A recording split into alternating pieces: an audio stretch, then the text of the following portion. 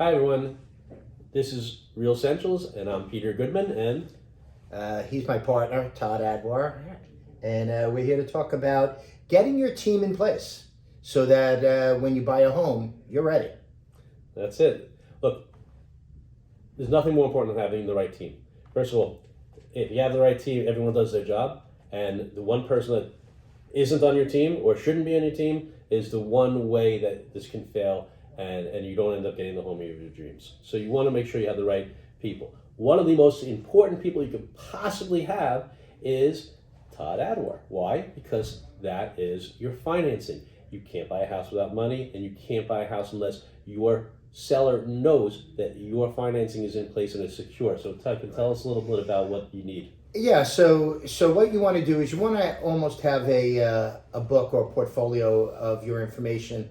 Obviously, if you're employed, we want you to save your pay stubs. We want your W-2s from last year. We want you to have 2 months bank statements. You know, your copy of your license and social security card. And if you have that, what we do is we offer you a full approval. And this way, when you go to shop, you're not pre-approved. You're actually you become a cash buyer. We'll also lock in your interest rate in our lock and shop program, so you don't have to worry about rates going up or being afraid that, hey, if the rates go up, I won't be able to afford my payment.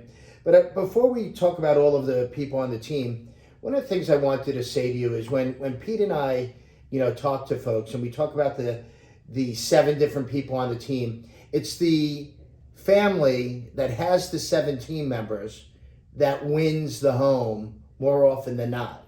So if you're not doing this, if you're really fragmented and you don't have the team together, but you have your mortgage guy and you have your attorney, but you don't have everybody else, you may lose some of the deals. We want you to win, and we want you to win the deals, and we want you to get into the home that you want. So besides the mortgage lender, which is obvious, there's the attorney, which I think is the second most important thing, or the second thing that you need to have in place before you pick your realtor even, because it's important that when you make your offer, they're getting you in contract quickly. So, Pete's law firm. Yeah, so we are Berger, Fisher, Schumer, Wexler, Goodman. I know you don't have to memorize that, but it's important to know, though, that you should have a real estate attorney. It should be that team member is extremely important to your attorney because we're the ones who get you into contract. So it should be an experienced real estate attorney. Also, let's talk about some of the other ones. So yeah, your real estate agent obviously is someone that is extremely important. And I know we're going to have someone in the future. So we find that in this last boom, a lot of moms and dads and brothers and sisters have become realtors. Everyone. When you're trying to win a home, I would say that you want to have a realtor that has done at least 10, 15 deals, whether they've been in the market for 2 years, 3 years, 5 years, 10 years. You want somebody who really knows what they're doing, really knows how to make an offer, and is successful in their community, because those are the realtors who are going to, help you win deals. So I know that you want to use your mother and make them a few extra dollars, but it really isn't the way to go. You want to use the real estate professional. You do. It's amazing how people that don't have experience or knowledge in this business can make a mistake that could be the death knell to a deal. Yeah. So Todd and I have seen it. We've been doing this. Todd's obviously a lot older than I am, but in all seriousness, we've both been doing this for a very long time, and we have both seen deals die because you had the wrong team member. Another one we need to talk about is the home inspector. Yeah. You never want to buy a home and then find out that there's a crack in the foundation, or there's something so wrong with the house, it's asbestos, there's something crazy wrong with the house that you shouldn't be buying this. So the home inspector has to be out there right away. You call the home inspector, you get to know them, they give you a quote on their price, and you give them an idea of when you're buying so that they're ready to go out and look at that house right away. I have a deal that's going on right now where the client did a home inspection from a company that was not reputable, and it turned out there's a huge crack in the foundation that they just found out about it, and now they want to get out of the contract. It's going to be very hard to get out of a contract that you signed and had inspected. So you have to make sure you have the right person. Another thing I think we should talk about is insurance, because you guys didn't require that, right? Yeah, so a lot of people, Pete, don't buy insurance till the end. They want to make it the last thing that they do, but big time mistake. You get your quote, you get what you need on the insurance. You don't necessarily have to pay for it.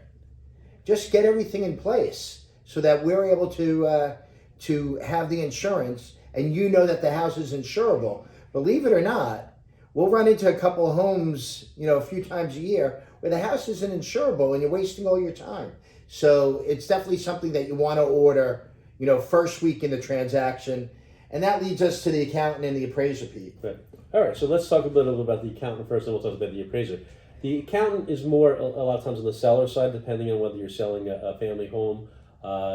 You're making a lot of money. There may be a capital gains issue. You may be buying or selling an investment property. But it also does work on the purchase side as well, because you may be using a 401k to pay for your down payment or some other retirement income. So you want to make sure that you understand how that money is going to be used and what, if any, taxes you're going to have to pay on that. So you want to make sure you speak, at least have a conversation with your accountant. Yeah, you're totally right. And there are other things where the accountant will tell you based on how much money you're making and what time of year it is. Maybe it's smarter for you to pay points and buy down your interest rate. Or we need to speak to your accountant if you're self-employed. You want him to know that, hey, my mortgage guy's going to call you and he's going to want to hear, how long you've been doing my taxes. And there's a lot of reasons why your accountant should know you're buying a home. Yeah. Well, let's talk about the appraiser also. I get this all the time. They always want to, people always say, well, when's the appraisal going to be done? How much do I have to pay for the appraisal? Is there something, can I pick the appraiser? So I know that's something you probably get all the time. Right, so we want the appraiser to be neutral, and we want the appraiser not to be recommended by the seller. Obviously, you don't want the seller's appraiser to show up. And obviously, we're not going to be able to use the buyers. But what we do use is, local appraisers who are know the area and know the ins and outs of the market, so that they're trying to make the deal work. And as long as, it's a reasonable price, they're going to try and make the deal work, because you're actually your own appraiser. You've been looking around at homes, and you know what the value of the homes are in the market. And when you see a good deal, you know it. Well, everyone does a Zillow estimate too, right. which close enough, I guess. Yeah, I just found that better than Zillow nothing. estimate. Right, it's not better than nothing. The appraiser, you can't buy a house with a mortgage unless there's been an appraisal. And so you're going to have an appraiser, and they are important to the team. But right. Don't delay your process. A lot of times people delay that process, Pete. They say, I'm going to order the appraiser next week or what have you. Don't delay your process. Just, as soon as you're in contract, you have the mortgage approval. Let's get the appraiser out there right away. And let's make it so that 2 weeks in or 3 weeks in, you're ready to close, even if you're not closing for 60 days. Oh, absolutely. Look, I say this all the time, and I've said it on other podcasts: spot issues before they become problems. And having your team in place, having the right people in place, being ready to go is the best way to spot issues so they don't become problems, because those are the people that are going to spot those issues for you, and they're going to make sure it doesn't become a problem. Okay. That's it, guys. Thank you. And we'll see you next time on Real Essentials.